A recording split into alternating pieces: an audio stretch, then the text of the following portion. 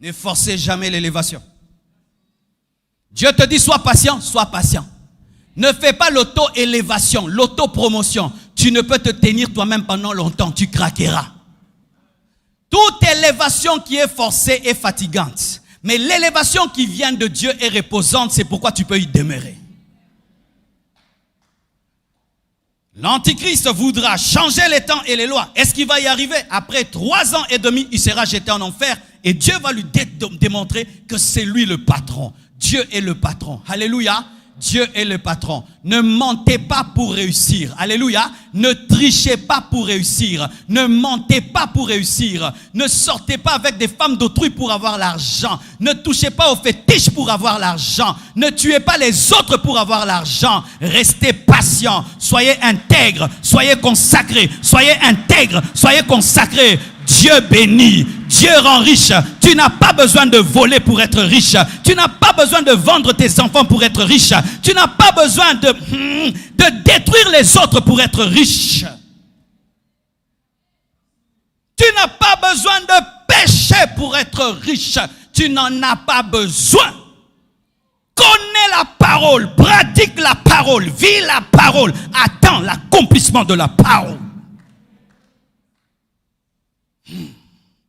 Troisième chose, dans la vie d'un véritable chrétien, d'un vrai enfant de Dieu, il y a toujours après cela.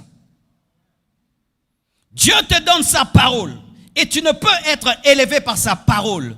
Et si tu es dans sa parole, même si tu traverses des moments de vinaigre, il y aura aussi le temps où tu diras tout est accompli.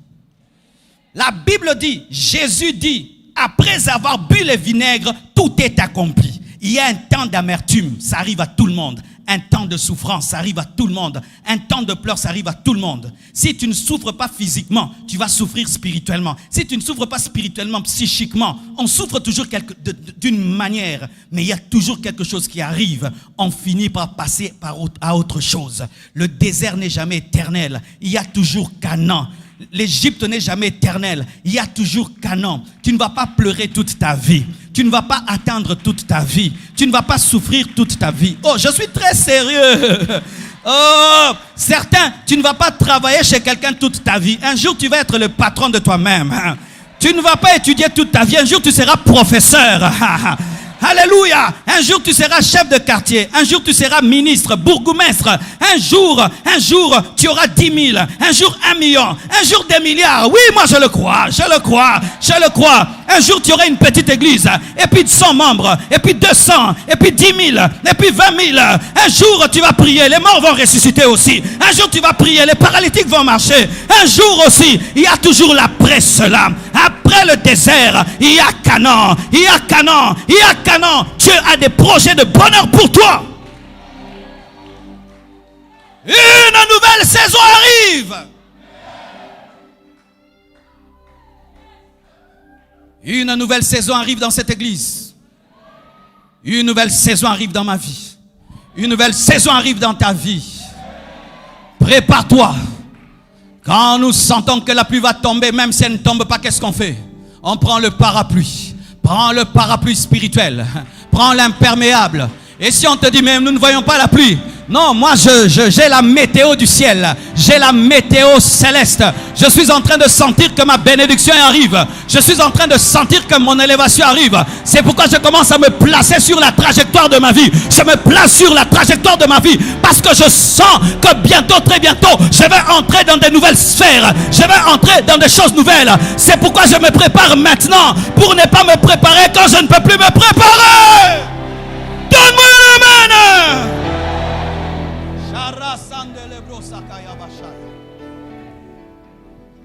Ceux qui lisent la météo, surtout en Europe, tu vas voir, tu entres dans sa voiture, il a un parapluie, il a un manteau, mais il n'y a pas la pluie. Tu dis, mais pourquoi tu as le parapluie? Non, j'ai lu la météo le matin, on a dit qu'à 13h il y aura la pluie, c'est pourquoi je me prépare en conséquence.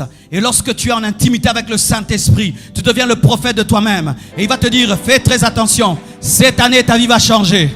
Mais ce sera au travers des anglophones. Commence à étudier l'anglais. Tu commences à étudier l'anglais. Mais on te dit, pourquoi tu étudies l'anglais? Tu ne connais aucun anglophone. Non, j'ai lu la météo spirituelle. J'ai lu que dans ma saison, il y aura l'anglais. Et je commence, et je vais à des Young Leader School. Je commence à étudier l'anglais. Tu te moques de moi, mais moi j'ai déjà eu, alléluia, la lecture de la météo céleste.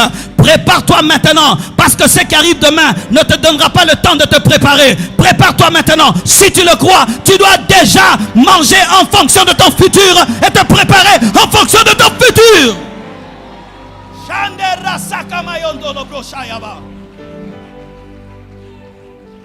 Si tu crois que c'est Pharaon que tu vas rencontrer, rase-toi. Si tu crois que c'est Pharaon que tu vas rencontrer, jette l'habit de l'esclave et du prisonnier. Si tu crois que ta vie va changer, change de langage, change d'attitude, forme-toi, étudie, travaille ton caractère, change. Si tu crois que ta vie va changer, change. Si tu crois que ta vie va changer, change. J'ai dit quelque chose de fort. Si tu crois que ta vie va changer, change. Si tu crois qu'il y aura la pluie, prends le parapluie. Mes frères et sœurs, je sens sur le plan spirituel quelque chose de grand qui va venir au milieu de nous. Quelque chose de grand. Et Dieu nous envoie la connaissance pour nous préparer à la saison. Parce que nous ne sommes pas des hirondelles.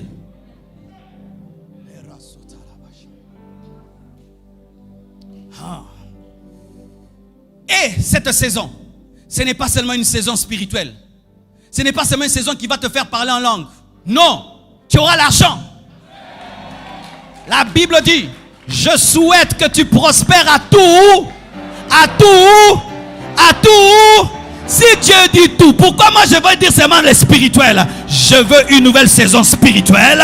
Je parle en langue, je prie, les malades sont guéris, j'arrache les béquilles, mais je construis des maisons aussi, mais je voyage dans le monde entier aussi, mais j'ai réussi dans mes études, mais j'ai la joie, mais j'ai un couple heureux, j'ai des enfants heureux, j'ai des amis heureux, j'ai des relations, j'ai des connexions. Tout ce que je fais prospère. Je touche les spirituels, ça prospère. Le matériel prospère, le financier prospère, le ministère prospère, les affaires prospèrent. À tous égards, à tous égards, à tous égards.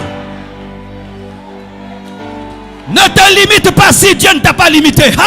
Ne te limite pas si Dieu ne t'a pas limité. La gourmandise spirituelle est acceptée. Tu prends l'entrée, tu prends le dîner, tu prends le dessert. La gourmandise spirituelle. Pourquoi tu ne manges que le dîner alors qu'il y a le dessert? Oh, moi je veux seulement le ciel. Oui, mais Dieu te donne aussi le dessert. Une belle voiture, un bon quartier, un bon travail, la joie dans ton couple, des beaux enfants. Ça c'est le dessert. Mange le dessert même s'il y a le plat principal.